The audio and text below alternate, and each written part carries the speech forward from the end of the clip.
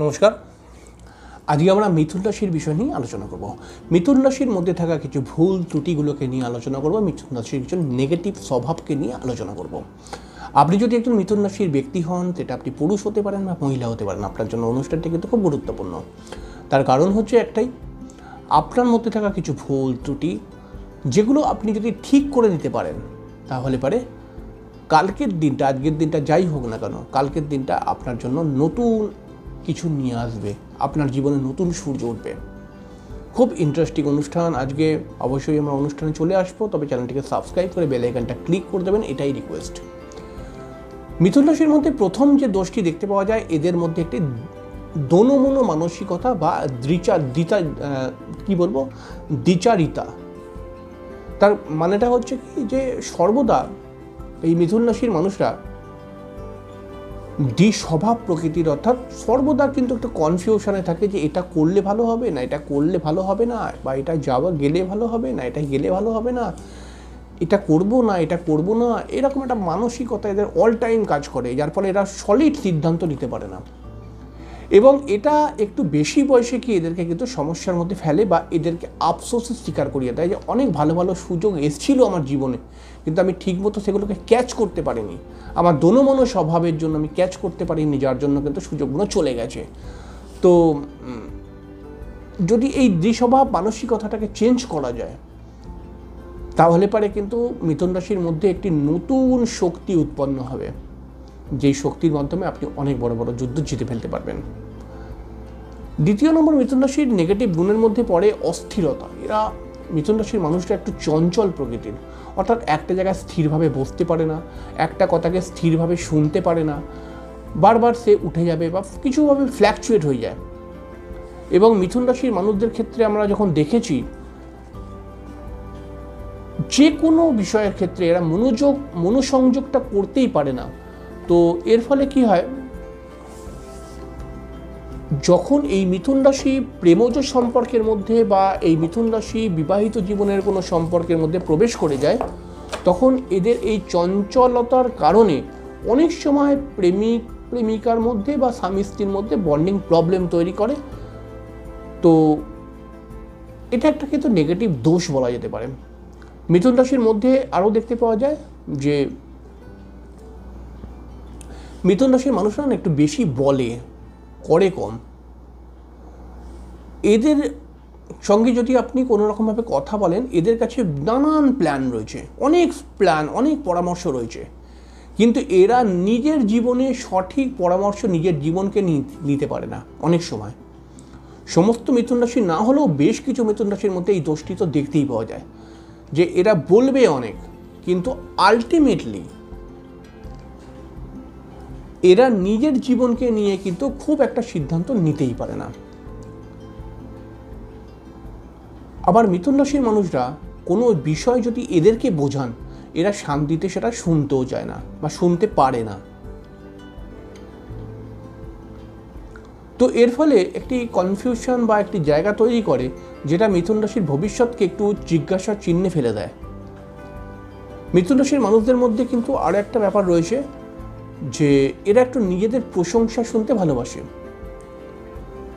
নিজের গুণ, নিজের সাফল্য, এগুলোকে নিয়ে যদি কেউ কথা বলে, এরা খুব খুশি হয়। মানে সবাই যদি এদেরকে বলে যে তোমার মতো ছেলে নেই, তুমি মানে বন্ধুদের মধ্যে সেরা, তুমি হচ্ছে একদম ট্যালেন্টের মধ্যে সেরা, তুমি পড়াশোনার মধ্যে সেরা, ঠিক আছে, এরা খুব খুশি হয় তাতে। এবং যদি কেউ মিথ্যে এইসব কথা বলে, তাতেও কিন্তু এরা খুশি হয়ে যাবে।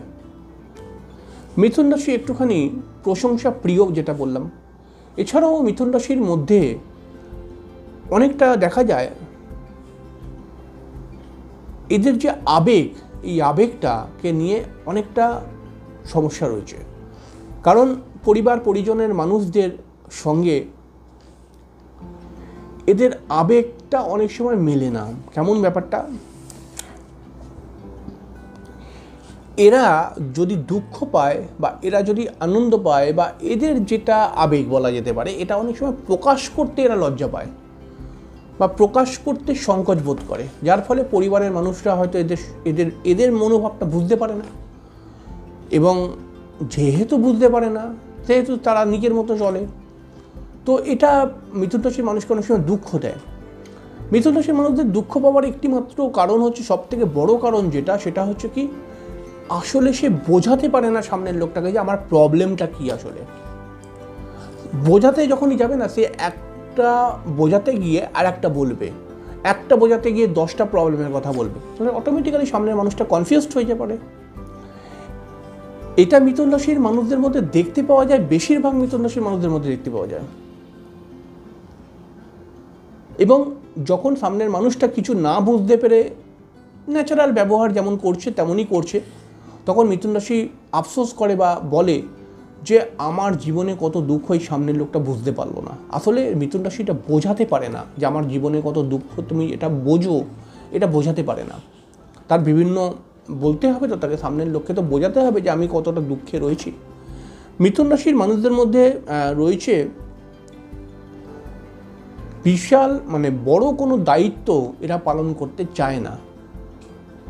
সংসারের দায়িত্ব বা যে কোনো দায়িত্ব হতে পারে, বিশেষ করে ছোট ছোট ছেলেমেয়েরা, এই ছোট ছোট ছেলেমেয়েদের মধ্যে বেশি দেখতে পাওয়া যায়।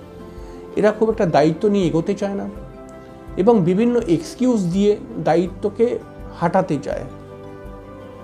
এবং যদি কেউ এদেরকে কোনো বিশেষ দায়িত্ব দেয়, এরা খুব টেনশানে পড়ে যায় এবং এরা মনে করে যে এত বড় দায়িত্বটা আমি কি সামলাতে পারবো, এরকম একটা ব্যাপার কিন্তু চলেই আসে।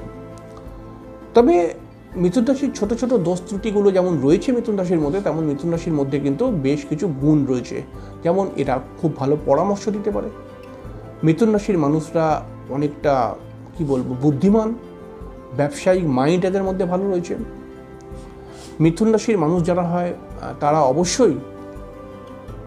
অবশ্যই কিন্তু পরামর্শ রিলেটেড প্রফেশনের মধ্যে ভালো ডেভেলপ করে, সেলস রিলেটেড প্রফেশনের মধ্যে ভালো ডেভেলপমেন্ট করে, টিচিং রিলেটেড প্রফেশনের মধ্যে ভালো ডেভেলপমেন্ট আছে এদের। মিথুন রাশির মানুষদের কিন্তু মন খুব ভালো হয়, মানুষকে খাওয়াতে, পড়াতে, এনজয় করাতে এরা কিন্তু খুব ভালোবাসে। কিন্তু কোনো বিশেষ দায়িত্ব এরা নিতে চায় না, আমি প্রথমে যেটা বলেছিলাম, এবং খুব একটা কোনো গভীর জ্ঞান কিন্তু এরা নিতে চায় না। অনেক সময় এরা মনে করে আমার অনেকটাই আমি জেনে গেছি, কিন্তু সেরকম কিছু জানেনি, কিন্তু মনে করে এরা আমি অনেক জেনে গেছি। তো এটা প্রবলেম মিথুন রাশির। আপনি যদি মিথুন রাশির মানুষ হন, তাহলে পারে যে ছোট ছোট ভুলগুলো আপনার মধ্যে রয়েছে বললাম, বা যদি থাকে সেগুলো আপনাকে ঠিক করতে হবে। এবং ঠিক করার পর আপনি দেখবেন যে আরও অনেক শক্তি আপনার মধ্যে বেড়ে যাবে, আরও অনেক ক্ষমতা বেড়ে যাবে বুদ্ধির, এবং সেটাকে দিয়ে আপনি আরও দূর এগোতে পারবেন।